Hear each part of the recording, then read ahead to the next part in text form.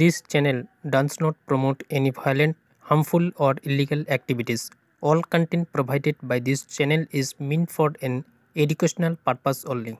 माननीय सदस्य Shri Abhishek banerjee ji,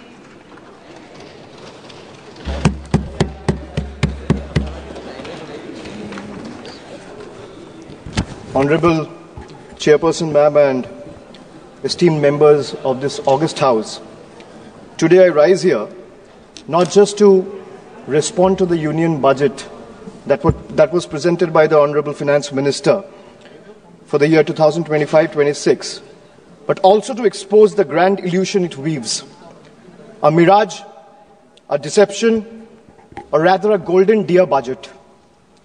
Well, all of you must be wondering, why am I referring to this budget as the golden deer budget?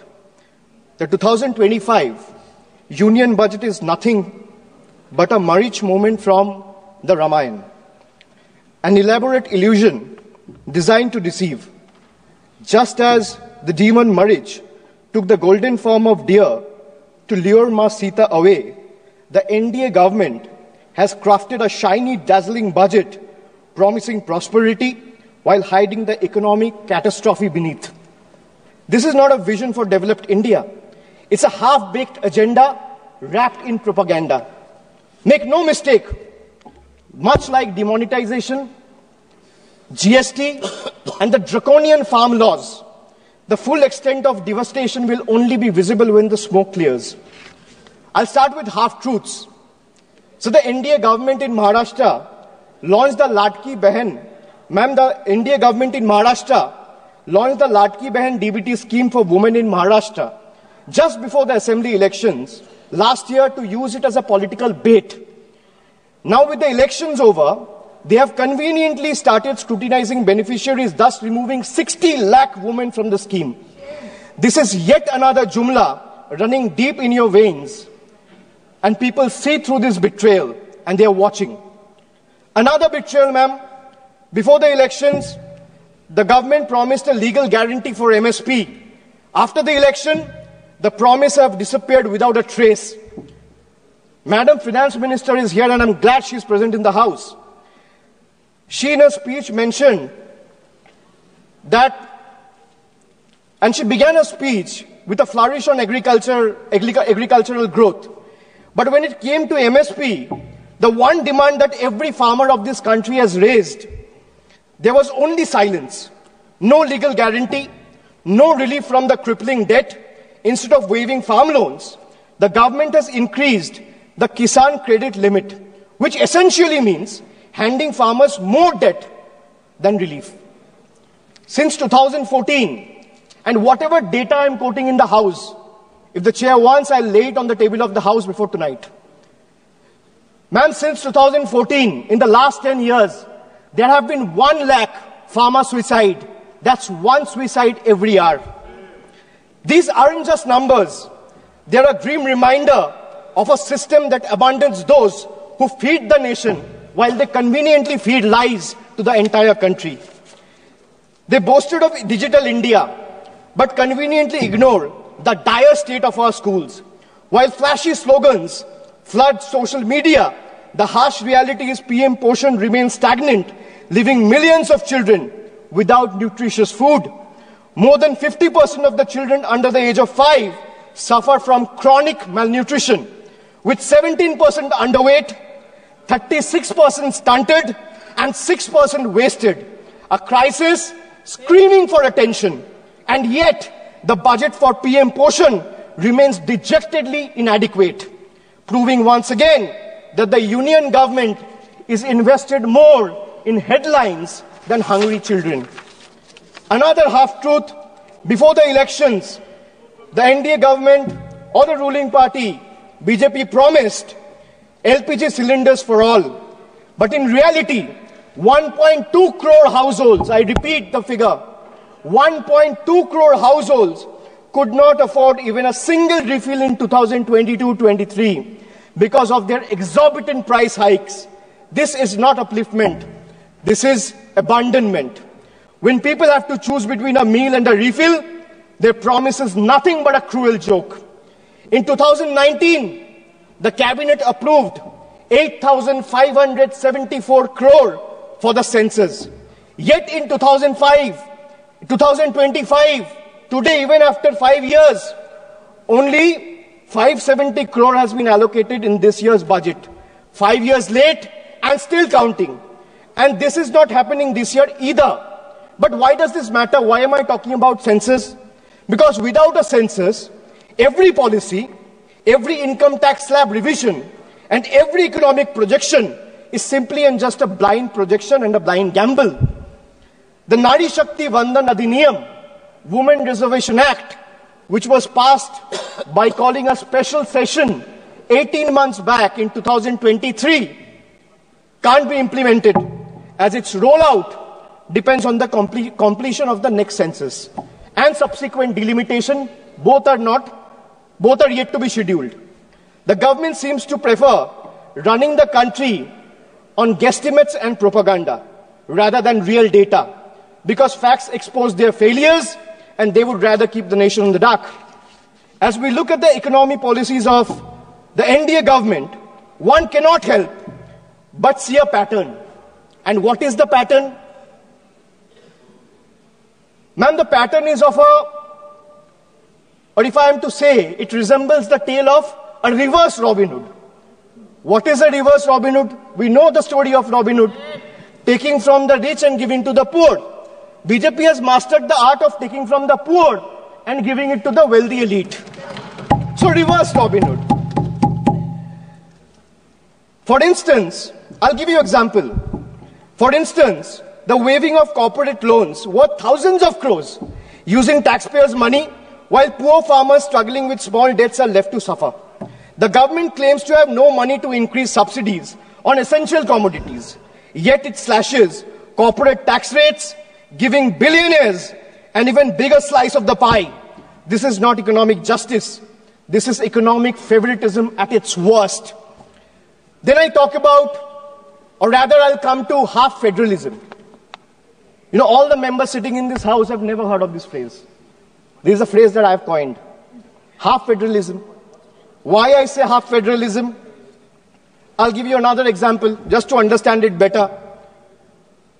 Madam, in Bihar, BJP's ally, Janata Dal United or JDU, have 12 seats. That means BJP has 12 MPs in Bihar. And in Bengal, BJP has 12 MPs. BJP is in power in Bihar and BJP is not in power in Bengal. So Bihar gets bonanza, Bengal gets blockade. This is half federalism. Madam, not a single meaningful financial allocation has been made for the state of Bengal. This is a Bangla Birodhi budget. 1.7 lakh crore is still due to the state of West Bengal under various heads. This is a deliberate financial blockade, a calculated move to stifle Bengal's growth, prosperity and development. West Bengal's spending due on Manrega to the tune of 7,000 crore still remains unpaid, depriving 59 lakh poor workers. The state has launched Karmashri scheme for providing employment opportunities to job card holders, paying 51 lakh workers from its own funds. The central government has not cleared 8,140 crores in housing dues for rural Bengal under Pradhan Mantri Awas Yojana, depriving 12 lakh beneficiaries. The state government launched the Bangla Bari project last year in the month of December, providing housing to 12 lakh beneficiaries entirely from the state's own funds. Why am I giving you these facts? Because all of you, especially the members sitting in the treasury benches, must know, even though you have deprived West Bengal, the state continues to stand tall as a true testament, an example of Atma Nirbharata, where the mind is without fear, where the head is held high. Chitto jeta bhoy shunno, uchcho jeta shir. While the center withhold funds and play politics with the people of Bengal and their livelihoods, Bengal refuses to beg. We build, we provide, we progress, we grow with or without their support. Bengal has more than doubled its export in the last 10 years. 57 lakh new MSMEs have been added employing over 1 crore people. Bengal's handloom industry employs over 5 lakh workers, which is the second highest in the country. The state's broadband policy, formulated in 2020, resulted in investment of 7,500 crore in the telecom sector alone. Almost 3 lakh direct employment has been generated in IT companies. Bengal has over 88 lakh MSMEs, which is the second highest in the country. 1 out of 5 MSME are owned by women, which is highest in the country. 36% of workers in these enterprises are female, third highest in the country. Madam, now I'll come to health. India remains one of the lowest healthcare spenders globally, investing a mere 3% of its GDP, far behind China's 5% and United States of America's 16%. For a country of 140 crore people, this level of investment is not just inadequate, it's an outright betrayal of public health. The government has opened floodgates for 100% FDI in insurance, happily inviting foreign profits, but refuses to remove the crushing 18% GST on health insurance. So while the corporates enjoy free rein, the common man is taxed while they are fighting for their own lives. This is not reform. This is a rigged game where the poor and the downtrodden and the common people of the country are deliberately made to lose. Instead of strengthening government hospitals, this government prioritizes private insurance. Models like PMJAY, whose allocations shot up by 29%, essentially funneling public money into corporate pockets. Strengthening public health care could have benefited millions, but instead government chose to privatize healthcare under the guise of welfare. And if the government truly cared about public health, why has funding for mental health programs like National Tele-Mental Health Scheme has been slashed by 16%? Why is NIMHANS, which is the country's top health mental institute, facing budget cuts? The answer is simple. The government just doesn't care. If healthcare were a priority, this budget would be investing in real solutions, not just mere illusions. Under BJP rule, all of them combined, they excel in crafting headlines. But when it comes to hospitals, medicines, genuine public health investment, the reality is nothing short of an empty set. Madam, now I'll come to half minister. I spoke about half truths. I spoke about half federalism. Now let's talk about half minister. Because our part-time railway minister is also juggling between 2 other ministries. One is electronics and IT, and the other one is information and broadcasting. Running the Indian Railways, which is considered as a lifeline for millions, is not a side gig, madam. But under BJP, governance has become a multitasking circus, delivering half-baked results everywhere. Why I say this? Because from the time this government came in, they have discontinued the railway budget. What they have done for safety, how many kilometers have been covered under Kavach?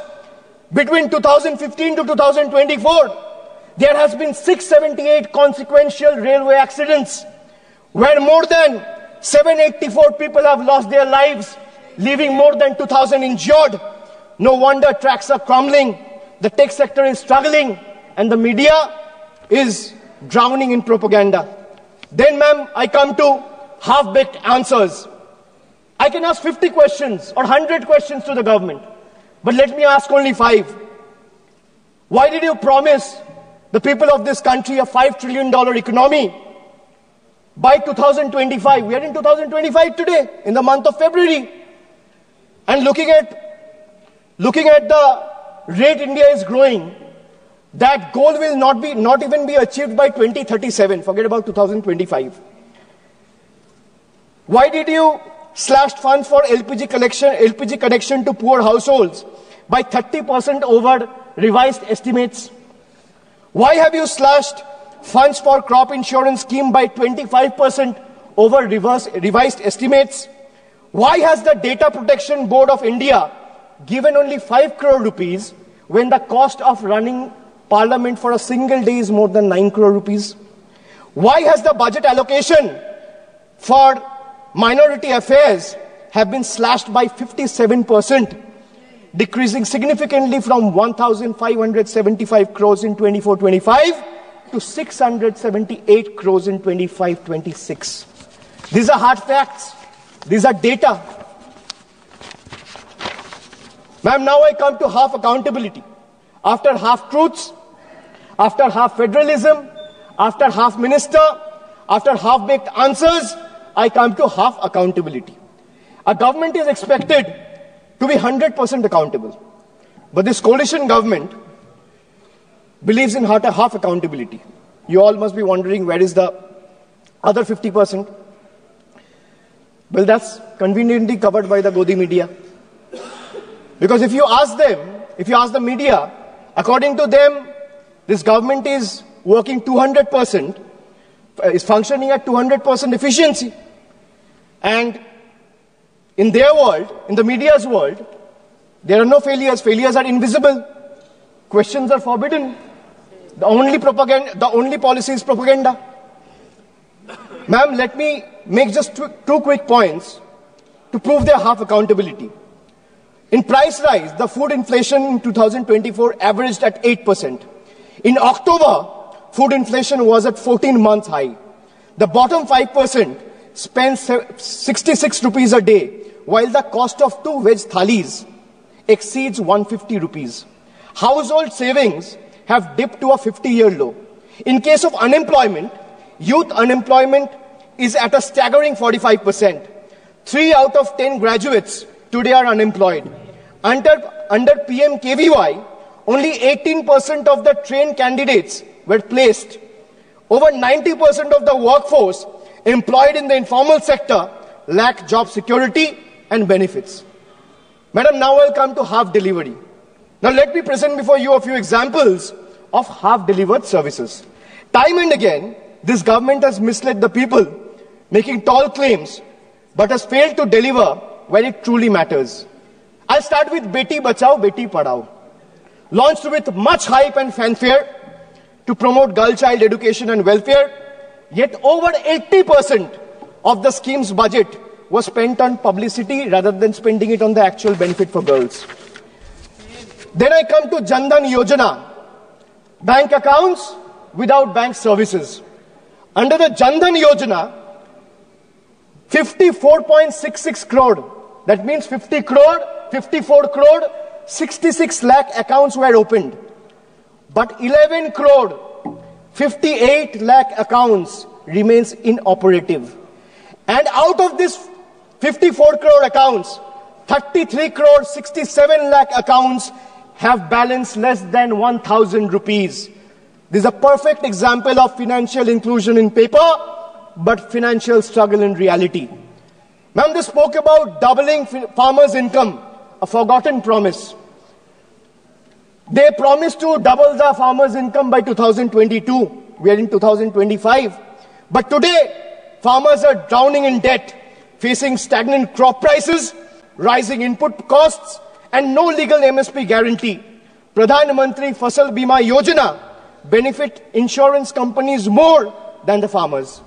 Smart Cities Mission, hype versus reality. They promised over 100 smart cities, but most projects today remain on paper or are rather incomplete.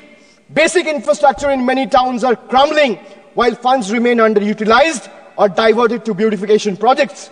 They spoke about making in India. That means they spoke about revolutionizing the manufacturing industry. But what is the reality and truth of Make in India? More imports, less manufacturing. Local industry today struggles under the rising imports from China, inconsistent policies and low capital investment. Instead of boosting domestic production, India's trade deficit with China has skyrocketed over the years. Unemployment, they promised about 2 crore jobs every year. But in reality, unemployment remains at a 45-year high. They promised houses for all by 2022, yet another broken promise.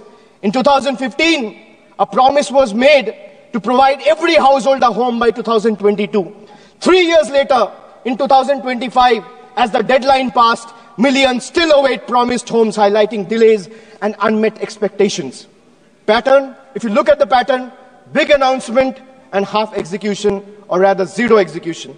From infrastructure to education, health to employment, BJP's governance is a pattern of half delivery, grand promises, incomplete execution, and shifting blame when failures are exposed.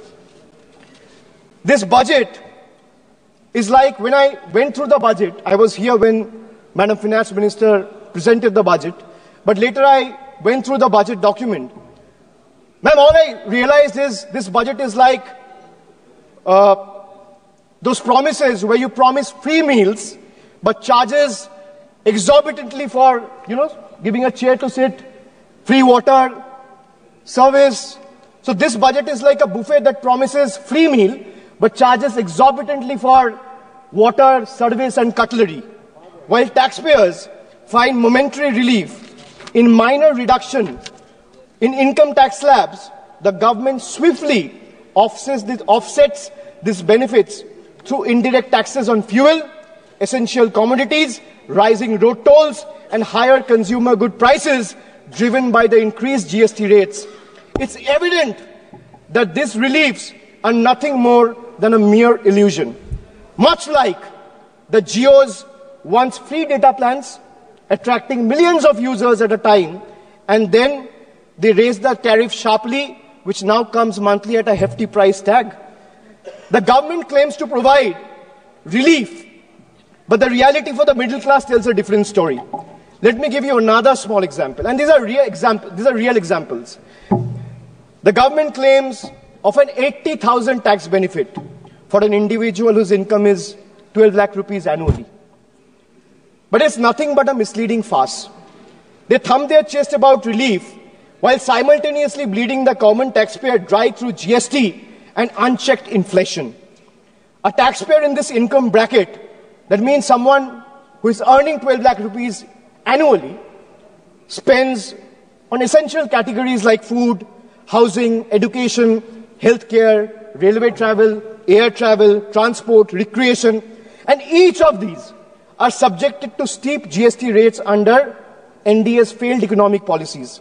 The result, if you do a quick calculation, you will see that someone earning 12 lakh rupees ends up inadvertently paying 98,000 in GST. So the illusion of 80,000 tax benefit that BJP is desperately trying to sell, in reality is snatched away from GST alone. That means someone earning 12 lakh rupees is inadvertently having to pay 98,000 rupees on the account of GST alone. Then you have surcharges, you have cess, you have toll tax, you have many other tax. You have STT, security tax. And why I talk about GST? Because whatever one required to exist, madam, from medicines to tea, from toiletries to toothpaste, from hair oil to cooking oil, from fuel to oxygen cylinders, from rice to sugar, from butter to ghee, from undergarments to footwear, from biscuits to even popcorn at the movies, everything is taxed. In fact, more is lost to GST than they claim to give back. To make matters worse, there are several other taxes like I mentioned. There is toll tax, there are security transaction tax, there are cesses, there are surcharges, and then there's inflation also, which continues to erode whatever little remains. With an average 6% annual inflation, if someone is earning 12 lakh rupees today, that will shrink down to 10 lakh in 3 years. The only thing that is not taxed, or is rather untouched, is BJP's list of misleading promises and their sheer incompetence. That's only untaxed.